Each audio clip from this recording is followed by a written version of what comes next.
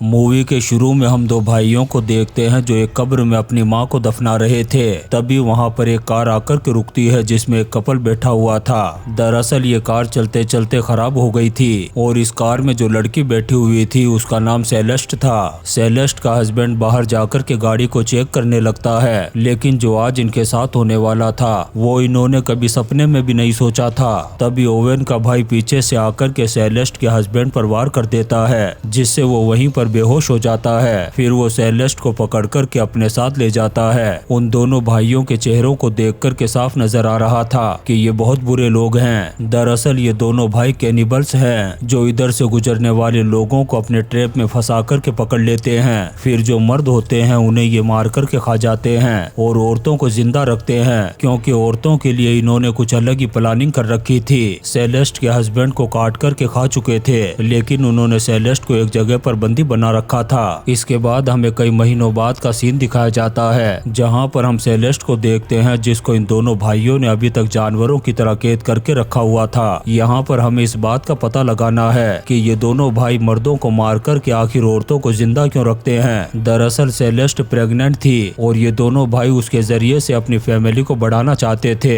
इसीलिए ये मर्दों को खा जाते हैं और औरतों को कैद करके रखते हैं ताकि वो उनसे अपनी नस्ल को बढ़ा सके। इसके बाद हमें किसी भयानक इंसान की आवाज सुनाई देती है। इसका मतलब था कि वहाँ पर कोई चोर भी मौजूद था जो दिखने में बहुत ही ज्यादा खतरनाक और अजीब था। इसके बाद हमें एक कार दिखाई जाती है जो ठीक उसी जगह पर खराब हो जाती है और इस गाड़ी में टोटल 4 लोग बैठे हुए थे जो आपस में फ्रेंड थे।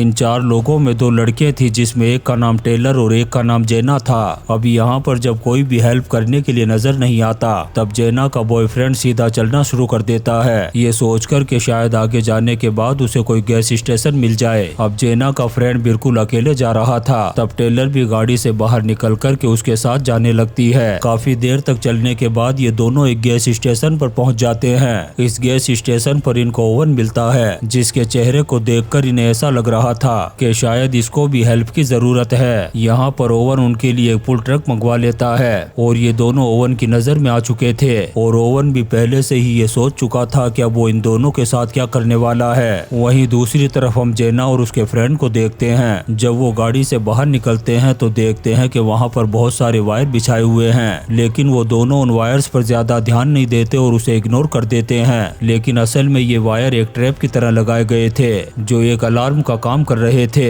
उन वायर्स की वजह से उन दोनों भाइयों को पता चल जाता है कि उनके एरिया में उनका शिकार आ चुका है। अब जेना और उसका फ्रेंड अपनी गाड़ी में रिलैक्स होकर के बैठ जाते हैं। तभी उन्हें एहसास होता है कि कोई झाड़ियों के पीछे से उनकी फोटो ले रहा है। दरअसल वो कोई और नहीं बल्कि ओवन का भाई था। ये देखकर कि वो दोनों घबरा जाते हैं और गाड़ी में बैठकर के वेट करने की बजाय वहाँ से रवाना हो जाते हैं। तभी रास्ते में इन्हें एक फोटो मिलता है जो असल में इन्हीं का था, जिसे देखकर के ये दोनों और भी ज्यादा डर जाते हैं कि कोई तो यहाँ पर ऐसा है जो हम पर नजर रख रहा है। वहीं दूसरी तरफ हम टेलर और उसके फ्रेंड को देखते हैं जिन्हें टो ट्रक का वेट करते हुए काफी देर हो चुकी थी, लेकिन अभी तक कोई भी टो ट्रक उनकी हेल्प करने के लिए नहीं आया था। अब टेलर अपने फ्रेंड को ये कहकर के जाने लगती है कि जब टो ट्रक आ जाए तो तुम मुझे रास्ते में पिक कर लेना। अब टेलर का फ्रेंड अकेला हो चुका था, इसलिए ओवन उसे बड़ी आसानी से मौत के घाट उतार सकता था। अब ओवन उससे हेल्प मांगता है और मौका देख करके उसके सर पर वार करके उसे बेहोश कर देता है। उधर टेलर भी थोड़ी दूर जाने के बाद डरने लग जाती है, इसलिए वो वापस उन दोनों भाइयों के गैस स्टेशन पर आ जाती है। उसके आते ही ओवन उसे भी पकड़ लेता है। उसने टेलर के फ्रेंड को एक जगह पर बांध दिया था और टेलर को पकड़ करके अपने साथ ले जाता है। उधर जेना और उसका फ्रेंड आगे बढ़ते जा रहे थे, तभी रास्ते में उन्हें एक और फोटो मिलता है जो टेलर और उसके फ्रेंड का था। इस फोटो को देख करके वो और भी ज्यादा टेंशन में आ जाते हैं। अभी ये दोनों उस फोटो को देख ही रहे होते हैं, तभी ओवन का भाई वहाँ पर आ जाता है जो दिखने में बहुत ही भयानक और पागल की तरह लग रहा था। जेना तो वहाँ से भागने में कामयाब हो जाती है, लेकिन ओवन का भाई उसके फ्रेंड पर वार करके उसे पकड़ लेता है। जेना घबराई हुई भागते हुए एक घर के सामने पहुंच जाती है, जिसे देखकर के उसे थोड़ी तसल्ली होती है। लेकिन सबसे खतरनाक बात तो ये थी कि वो घर किसी और का नहीं बल्कि उन दोनों भाइयों का था।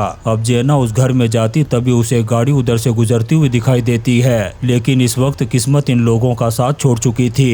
दरअसल उस गाड़ी में कोई और नहीं बल्कि ओवन था जो टेलर को अपने साथ ले जा रहा था। जब वो जेना को देखता है तो उसे भी पकड़ करके अपनी गाड़ी में बैठा लेता है। फिर ओवन इन्हें एक घर में ले जाता है, जहाँ पहुँचते ही ही जेना पुलिस को कॉल कर देती है। उस घर में जेना को बहुत सारी फोटो दिखाई देती है जो किसी और की नहीं बल्कि विक्टिम्स की थी। इन चीजों को देख कर के जेना को एहसास हो जाता है कि ये लोग बहुत बड़ी मुसीबत में फंस चुके हैं। फिर ओवन जेना और टेलर को एक जगह पर बांध देता है। फिर ओवन का भाई इन दोनों के फ्रेंड को भी यहाँ पर लेकर के आ जाता है और इन दोनों की आंखों के सामने ही उसकी गर्दन मरोड़ कर के मौत के घाट उतार देता है। फिर ओवन अपने अगले शिकार के लिए गैस स्टेशन की तरफ चला जाता है। वहीं ओवन का भाई जेना और टेलर के फ्रेंड को काटने में लगा हुआ था। तभी टेलर और जेना मौका देख कर के एक दूसरे को आजाद कर लेती हैं। फिर ये दोनों यहाँ से भागने लगती हैं, लेकिन इनको कुछ भी समझ में नहीं आ रहा था कि भागकर जाएं तो जाएं कहां पर। फिर ये दोनों वापस उसी जगह पर पहुंच जाते हैं जहां पर इनकी गाड़ी खराब हुई थी। तभी वहां पर एक बूढ़ा आदमी टॉय ट्रक को लेकर के आ जाता है। तब जेना और टेलर उसे उन दोनों भाइयों के बारे में सारी बात बताती है। ये सुनने के बाद वो बूढ़ा आदमी फौरन इन दोनों को अपने ट्रक में बैठाता है और यहाँ से निकल जाता है। लेकिन असल में ये बूढ़ा आदमी कोई और नहीं बल्कि उन दोनों भाइयों का अंकल था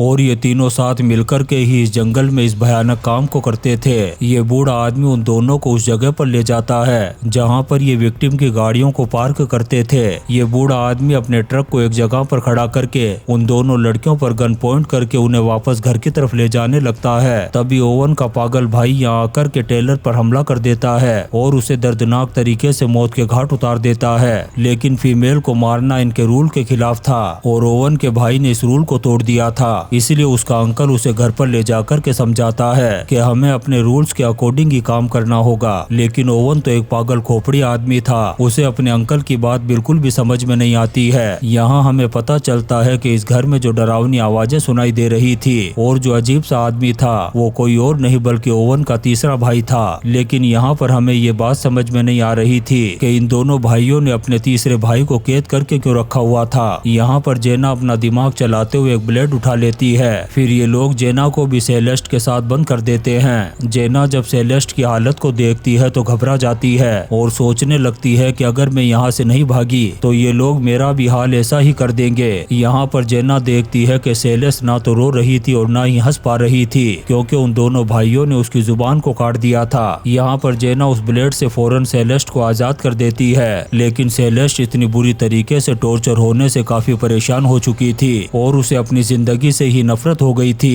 इसलिए वो उस चाकू से सबसे पहले अपने पेट में पल रहे उस बच्चे को मारती है। इसके बाद वो अपने आप को भी खत्म कर लेती है। तभी वहाँ पर ओवन का भाई आ जाता है और जब वो सेलेस्ट की डेड बॉडी को देखता है तो काफी टेंशन में आ जाता है। फिर थोड़ी ही देर बाद ओवन भी यहाँ पर पहुँच जाता है। दरअसल उस बूढ़े आदमी ने ओवन को पहले ही बता दिया था कि तुम्हारे पागल भाई ने एक लड़की को मार कर के हमारे रूल्स को तोड़ दिया है। अब यहाँ से ओवन जब अपने भाई के पास पहुँचता है, लेकिन जब वो देखता है कि ये तो पागल है, कहीं मुझे ही ना मार डाले, तब ओवन अपने भाई से ही माफी मांगता है। अब ओवन अपने भाई को यहाँ से बाहर भेज देता है और अंदर जाकर के सेलेस्ट की डेड बॉडी को काटने लगता है। उधर जेना भी किसी तरह से भाग कर के गाड़ी तक पहुँच जाती है। उस गाड़ी में जेना को अपना फ्रेंड मिलता है जिसको बांध करके रखा हुआ था। जेना फौरन उसकी रस्सियों को खोल देती है और अब ये दोनों आजाद हो चुके थे। अब ये दोनों चाहते तो यहाँ से आराम से निकल सकते थे, लेकिन जेना का फ्रेंड एक गलत फैसला कर लेता है और एक गन उठा कर के ओवन के भाई को मारने के लिए जाता है। फिर थोड़ी ही देर में वो उसके पास पहुंच जाता है और गोली मार कर के उसका काम तमाम कर देता है। लेकिन इसी बीच वो बूढ़ा आदमी जेना के फ्रेंड को भी गोली मार कर के मौत के घाट उतार देता है। तभी जेना एक चाकू उस बूढ़े आदमी के भेजे में घुसा देती है जिससे उसकी भी वहीं पर दर्दनाक मौत हो जाती है। अब जेना अपनी जान बचा कर के यहाँ से भागती से पहले ही ओवन आ जाता है और उसने अपने उस तीसरे भाई को भी आजाद कर दिया था। यहाँ पर हमें पता चलता है कि ओवन ने अपने तीसरे भाई को इसलिए कैद करके रखा था क्योंकि उसकी शक्ल इतनी भयानक थी और वो इंसानों को देखते ही कच्चा चबा जाता था, इसीलिए उसने उसे कैद कर दिया था।